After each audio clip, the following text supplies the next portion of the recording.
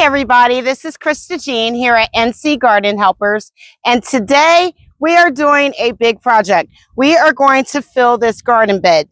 Now we are going to do a layer fill, but before we do that, I have two things I need to do. I need to dig a hole and put this inside of the hole. This year, I am going to do live worm composting. So this is a compost bin that the worms can crawl in the hole, eat, and feed the garden. Second thing I need to do is install these stakes right here because this will have a trellis attached to it that will go over to this bed. So stay tuned. You will see the step-by-step process, and let's get gardening. What I'm going to do first is dig this hole for the worm compost bin. Now, I'm not going to dig the hole too deep. I just want the bin to be flush with the garden bed. So I did two things. I made sure I put a bonnet on my head because it is a windy day and I'm going to be dealing with dirt. And I made sure I put on my waist trainer only because I'm going to be digging in dirt and bending a lot. It's a great time to flatten that tummy. So don't forget, you can always kill two birds at one stone while you're gardening. So let's get to it.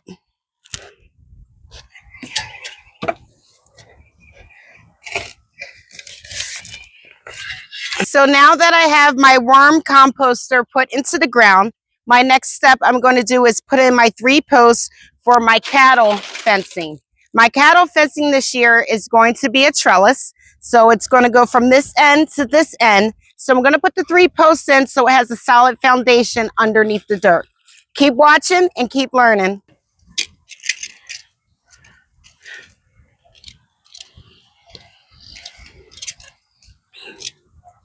So what I'm going to do is I'm going to put the post up, which is what I'm doing. Taking some metal clips here. And I'm just feeding them to tighten the cow fencing to the poles here. Once I get them all tight, I'm just going to clip off the metal part. I'm trying to figure out the best way to move these posts so it's easy for me to tighten them. I think it's this way.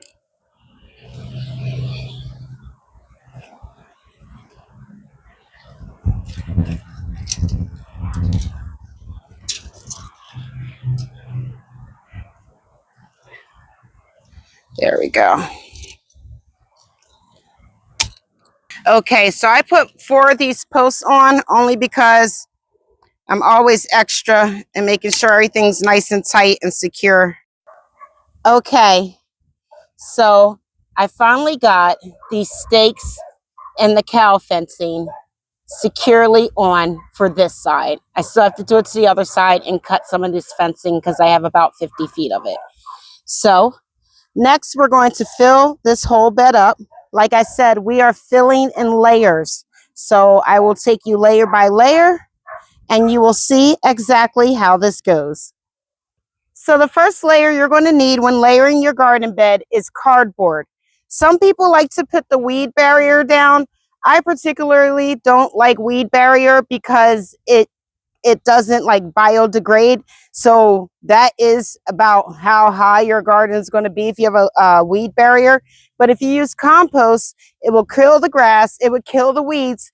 It's also biodegradable into your soil, and the rest of the ground can also be used as your plants grow. So let's start layering. Now that I got my layers of cardboard down, I'm going to water this cardboard. You kind of want it nice and moist so that it can keep the moisture in the soil and it can break down.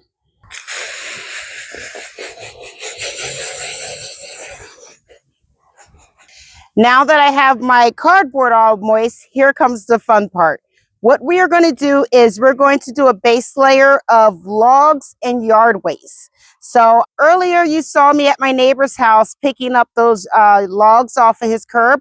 Well, that's what they were for, to fill up this bed. So you're going to see me line up the logs, put some yard waste in here, and that's my filler so I don't have to put as much dirt in to fill this.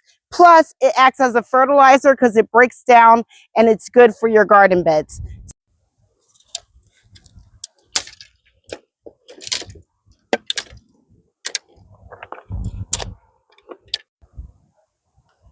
Okay, so here's a closer look.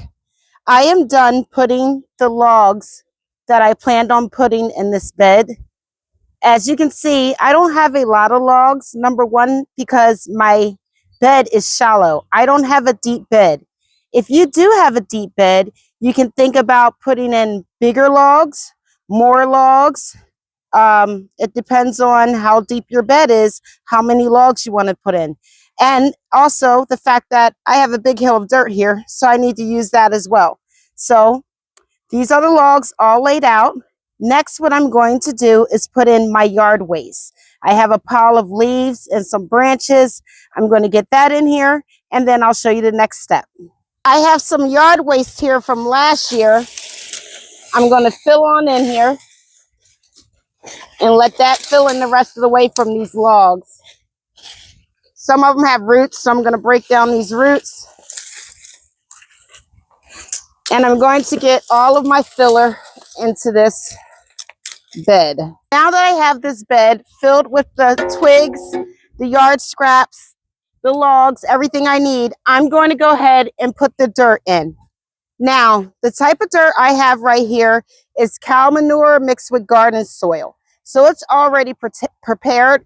So you won't see me putting any type of black cow or cow manure into my soil bed. I do my other ones that I need to amend, but not this one because I already got soil that has the cow manure I need in it. So follow along. I'm going to fill this bed up. Then I'll show you what to do next.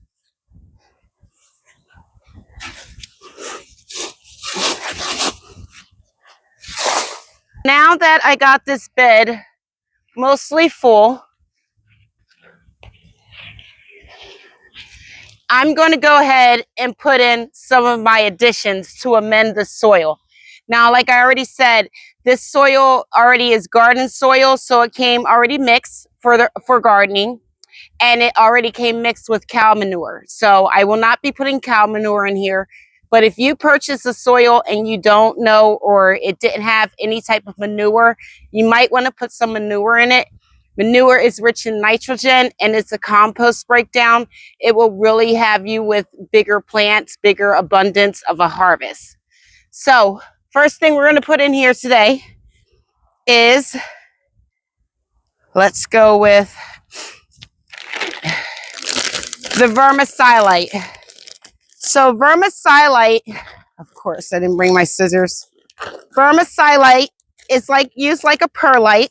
And what it's going to do is help retain the moisture in your garden bed. And of course, I'm doing this on a windy day.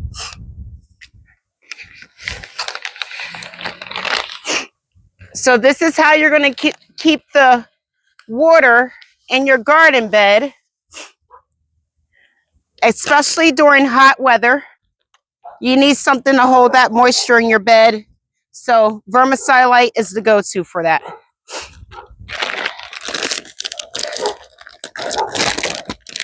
I have about 35 square feet here. So I'm putting approximately 5 pounds of vermicelli in here. The next additive that I'm adding to this is bone meal. Bone meal is your calcium. It's great for your vegetables like tomatoes. And yes, you're not supposed to use your teeth, but I am.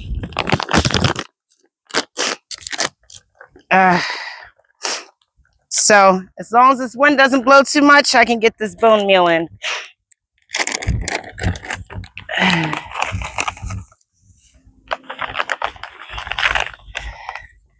So I'm putting my bone meal all over this garden bed,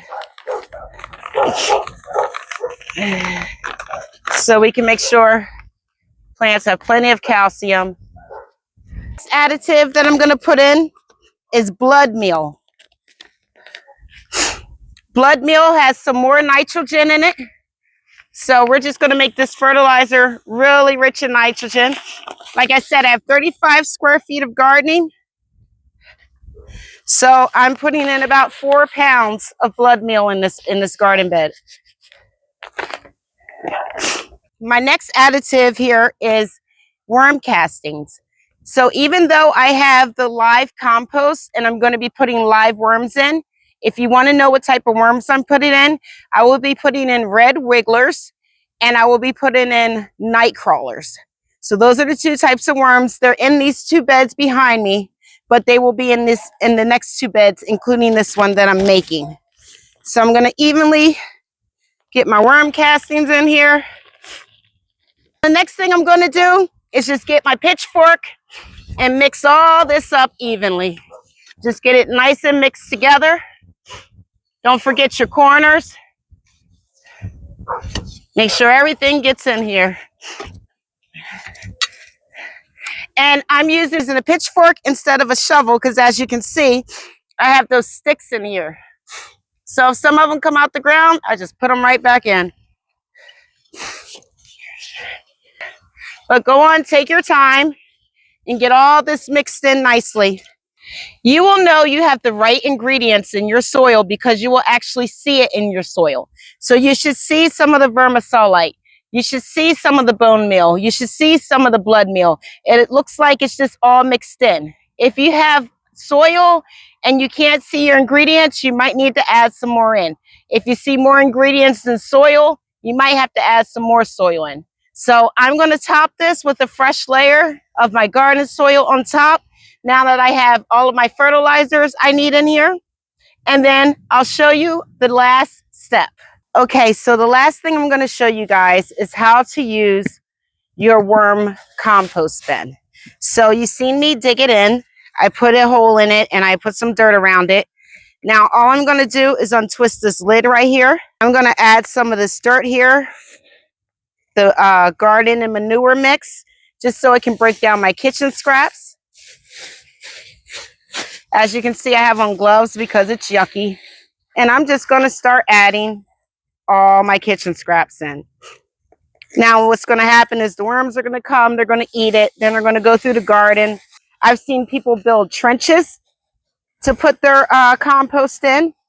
The reason why I didn't build a trench is because of animals. I wanted something that the animals couldn't get into, dig up, or even smell.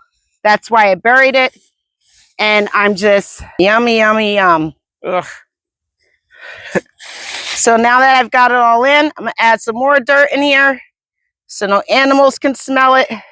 And as I get more kitchen scraps and this gets broken down, I can always push it down and add more.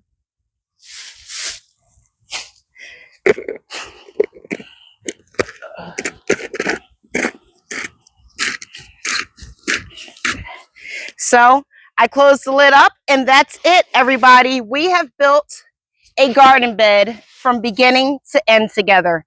And yes, that was a lot of hard work. Pat yourself on the back or give yourself some positive affirmations because you worked hard on your gardening. As always, continue to follow me on all platforms at NC Garden Helpers. You peace and love. Happy gardening. Bye.